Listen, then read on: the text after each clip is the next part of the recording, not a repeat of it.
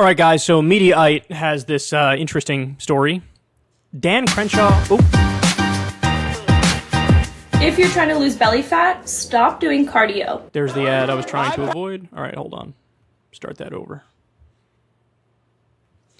All right, guys, so Mediaite has this rather interesting story.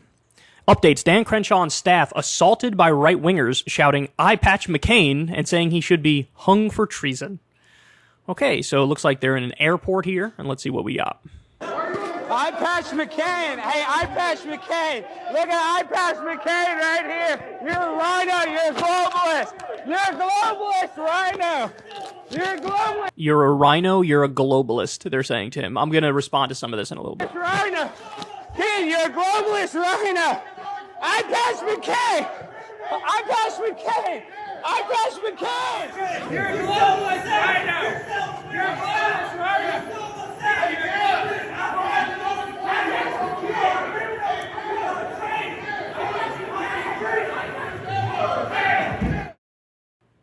All right, so the reason why these people absolutely despise Dan Crenshaw is because he's one of the handful of Republicans who are like, I don't agree with the stop the steal stuff. I don't agree the election is rigged. We need to look forward, not backward. What they're saying isn't true. And that is a position that gets you kicked out of the club. So let's see if they say anything else in the article. Representative Dan Crenshaw and his staff were violently confronted at the Republican Party of Texas convention a short time ago when far-right social media activist Alex Stein and others whom witnesses described as Proud Boys began shouting "Eyepatch McCain" at him in attempted insult coined by Fox News Channel's Tucker Carlson. A witness to the incident tells Mediaite that in addition to Stein and others being escorted out of the building, some arrests were made at the scene. No photos or video have come out showing any at the time of this post. They got physical with multiple people, including hitting them with cameras, a witness at the scene said. His campaign manager was assaulted by being pushed aggressively into a pillar. You can see that part in the video above, which was also shared by Stein and his blog. That version included a clip from Tucker Carlson's show in which the host refers to Crenshaw as Eyepatch McCain while speaking to Democrat Tulsi Gabbard. In a photo shared with Mediaite, some of the ejected persons are seen outside the building wearing Proud Boys gear. Wow. So then we have an update. Another Twitter user posted a video of himself verbally accosting Representative Crenshaw. There's no apparent shoving in the clip, but after shouting at the congressman, the user Alex Rosen shouts at various people in the hotel, calling the congressman a fraud and a World Economic Forum sellout. Another person applauds and shouts back that Crenshaw supports red flag laws.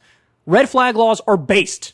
They're based. Again, I'll respond to other parts of this in a second, but the whole idea of a red flag law is that if you have, I don't know, let's say a young man from Texas who's holding up a bag of dead cats and saying things like, I'm going to do a mass shooting, that you're allowed to actually take his guns in a situation like that. Imagine opposing that.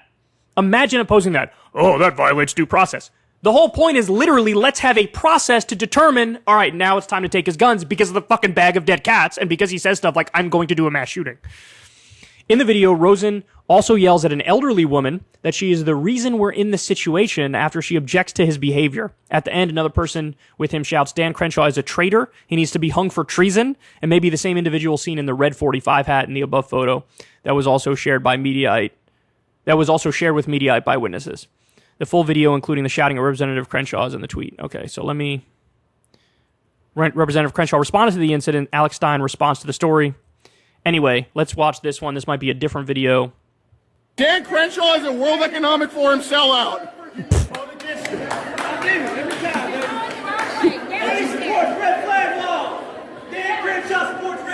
Dan Crenshaw is a World Economic Forum young global leader. Huh? I don't care if I'm pissing you off. You're the reason we're in this situation, ma'am. I find these people hilarious because they're all Trump supporters, and they're yelling about Crenshaw being a World Economic Forum sellout. Donald Trump's biggest legislative accomplishment was a 2017 tax cut bill where 83% of the benefits went to the top 1%. It was the biggest giveaway to elites and the establishment I've seen in my life. That bill incentivized outsourcing jobs. So you want to talk about World Economic Forum sellout? What about Trump, who's the biggest sellout to the top fraction of the top 1% that I can imagine? But he gets a pass, but Crenshaw they go after. Again, more on that in a little bit. Dan Crenshaw is a fraud. Dan Crenshaw Dan Crenshaw sold all of you out, and you guys are still voting for him. Wow. Okay. So here's the fact that is really the debate ender in this conversation. 538 does the thing where they track the voting record of people during the age of Trump to see what percentage of the time they vote with Donald Trump. Dan Crenshaw is 88%. He's nearly 90% of the time. 9 out of 10 times he votes with Donald Trump. Now, on the 1 out of 10 that he doesn't vote with Trump, Crenshaw is probably the more conservative one than Donald Trump. So this is a guy who's in lockstep with Trump in terms of policy. The only area where he disagrees is January 6th and stop the steal, and he doesn't think the election was rigged. That gets him kicked out of the club. Look, it's forget evidence. It is proof that what we're talking about here with Trump's hardcore fans it's just a cult. They're just in a cult. And that's what I love about this is like when you talk about there's 1,000 internal battles that go on the left on a regular basis in every different faction of the left. I mean, the online left is vicious and we're at each other's throats all the time. I mean, it happens nonstop. But as a general rule, when the left is disagreeing, there is something at the core of it. That thing at the core is either some policy issue, like whether it's Russia and Ukraine, for example. That thing at the core of it is strategy. And what's the quickest path to change? What's the most effective way to get change? Is it electoral politics? Is it not electoral politics? Is it a third party? Is it from within the political system, co-opting it from within for the positive change? There's something at the heart and the core of the disagreements on the left. On the right, they have a guy who votes with Trump 90% of the time, and they're like, you're kicked out, and you're a traitor, and you're a fraud, and you should be hung. Imagine being that brain dead and deranged, that you care so little about policy, that this guy's persona non grata now because he dared to tell the truth about January 6th to you. He dared to say the election wasn't stolen, get the fuck over it. It's really amazing.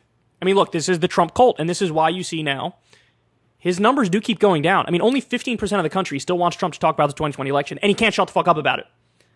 And look, this January 6th committee thing is doing a number on him. And other Republicans, virtually the entire Republican establishment, is abandoning him. And so that might have consequences. But his little sycophants will squeal and moan as they decline and slide further and further into irrelevance. But anyway, there you have it. That's quite a video. By the way, zero love for Dan Crenshaw. Zero love. Because the guy, like I said, he votes almost 90% of the time with Donald Trump. He's super conservative. I've seen him on Rogan's podcast. He's wrong about basically everything. He gets outraged at the idea that, hey, maybe we should give regular people some money during a pandemic so they can afford to eat. He gets outraged by shit like that. So, hate the guy. But look, you made your bed, now you're going to sleep in it, right? You snuggled up to all these absolute maniacs who don't give a goddamn about policy, a goddamn about your conservative vision. And then look, this is the result. It's a cult. You were in the cult. Now you're out of the cult. And so the cult is attacking you. It's like some Scientologist shit that we're watching. Ever since Adpocalypse, when YouTube defunded all independent news and politics overnight, we haven't trusted them. We know they can pull the rug out from underneath us at any time. If you enjoy this content, please consider tipping $1 or $2 per month on the Secular Talk Patreon. Link in the video description box below. Thanks for your support.